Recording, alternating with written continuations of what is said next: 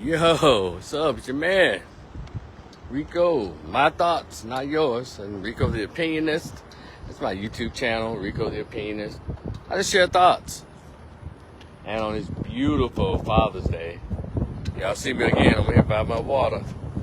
And there's a nice breeze. This is going to be a quick video as well. I just want to say, shout out to the professional baseball team of the Texas Rangers right here in Dallas-Fort Worth. Shout out to the Texas Rangers, and shout out to this independent minor league called the New York Revolution. You know what they have in common? Now, I'm sure there may be others, but if y'all know the other names of any other professional baseball or football or NBA team that refused to bow down to the LGBT Pride Month nonsense, y'all put it in the chat. And but yeah, these two teams made the news recently for not celebrating having what's called a Pride Day in their organization. The Texas Rangers had what's called on the 18th or the 19th. On the 19th, they had what's called a Faith and Family Day instead of Pride Day.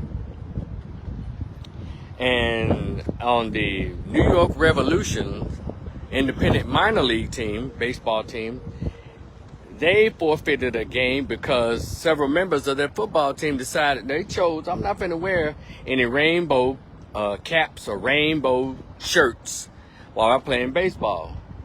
And see, it's resistance like this that is needed for nonsense. And it's interesting how a lot of white men don't play that mess. A lot of conservative white men who are obviously raised by fathers, they don't play that nonsense. Probably a lot of these men probably got wives and children. But you can't find, but everybody else has pretty much bought into this nonsense, hook, line, and sinker. Everyone else has been guilted into having some kind of day. When y'all look at the numbers, LGBT make up less than a percentage of the population in this country, yet they seem to have all this corporate influence, all this political influence. What's going on?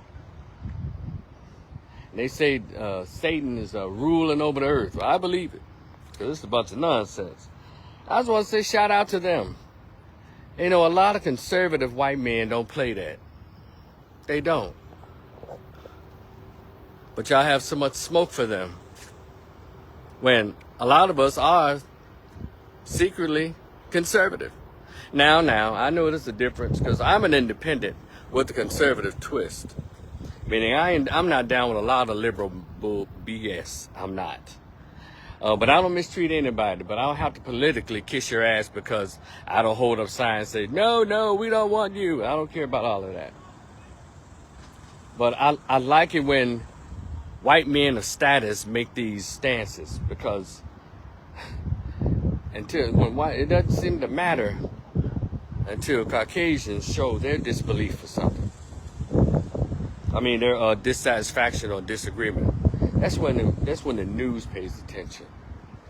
And so, and let me tell you, they're all over social media, mad as hell at the New York Revolution down in New York. All the little sportscasters are trying to demonize them and call them all kinds of homophobe and all that kind of mess. See, that word is dying. You know how people like to say the word racist is dying and how they sanitize the N-word? Well, homophobia, that word is dying. I can't wait for it to die on now, because I never believed in that word. I never made it a major word. And people try to call all these made-up ass words. I'm so glad that it's dying out. I'm so glad that the word homophobia is dying out. Because it's losing its sting more and more. Because conservative white men are saying, fuck y'all. Y'all can't tell me what to do. I have my values, and some of them go so far, I have my Christian values. I have my morals, and you're not going to make me be a bitch. And they stand up for it, and I salute those guys. I wish more black men did this. Now I'm about to bring it to my community. I wish more black men had this stance. But black men, unfortunately, have been beaten down so much so that they care about what women think. Conservative white men couldn't care less. Can they understand what a man is? A man walks his own path. A man does what he wants to do. Even rapper Project Patah out of my hometown of Memphis, Tennessee, has a line in one of his songs. Men do what they want, boys do what they can. And unfortunately, a lot of black men have turned into boys. They won't stand up for things that really matter. They'd rather do alternative things. They don't really don't even make a tiny dent into to any type of system of oppression or what have you. So they go along to get along. That's what unfortunately, too many black men in my community have been trained and socially and psychologically conditioned to go along to get along. You can't get a black NBA player. It was one, I think. And hell, even black folks got on him. I'm trying to remember who that cat was. They wasn't down for it. But you can get an ignorant Negro male to attack his white quarterback. What's that? Was he the New York Giants? For introducing President Trump at a rally. This Negro male decided to make his voice known because he know that gets clout. See, that's easy. Black men do the easy shit. It's easy to cuss President Trump out because since day one, the media had a meeting and said, I don't give a damn what he does. We're going to always make sure that he gets shitted on. We don't care what's going on. Oh, yeah, I'm looking at something right here. I'm trying to see what they got going on. Okay. They're going to always make sure that he gets shitted on. I don't care what it is. All the good things that he's probably done, the media's not going to report it, the mainstream. So that's why I like it when conservative men stand up against a lot of nonsense that's really hurting us. The black community. Feminism has destroyed the black community. Homosexuality, the ideology and all this, the politics of it destroyed the black community. Black men are just running around here scared of everything, their own shadow, except for other heterosexual masculine black men.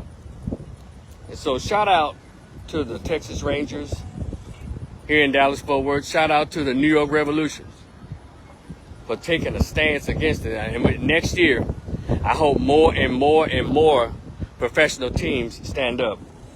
And from here on out, I just wish black men would take notes on what it looks like to stand up as men. Now, it's not all of us, of course, I ain't have to say that, but it's a large portion of us. The black politicians, the liberal and Democrat, they ain't worth the shit. You can see them walking bent over when they do a press conference. A lot of black athletes, they ain't worth the shit. If it's not talking about some ass or talking about some kind of liberal thing, that if they're not being told to wear women's clothes or little children's clothes, you can just count the black athlete, football, basketball. You can count them out. The black rapper, he ain't gonna stand up for shit. Matter of fact, he pushes homosexuality. The black rapper pushes lesbianism. The black rapper pushes drugs to children all day long. Hell, the number one rapper in America just came out as bisexual with eight baby mamas and 14 kids. That's NBA Youngboy. And all y'all children listen to him. So, that's why I said, well, damn. And then you have a few preachers who will stand up against the nonsense. Shout out to Reverend Geno Jennings. And a couple of conservative black dudes who stand up against the nonsense. Right. But the rest of us, the rest is just not a lost cause. They need another reason to live. Because obviously being a man is not a reason for a lot of men in my community to live. But I digress. Shout out again to the Texas Rangers. Shout out again to the New York Revolution. I think it's called New York Revolution. An independent minor league there in New York. Y'all be cool. I'll talk to y'all later. Peace.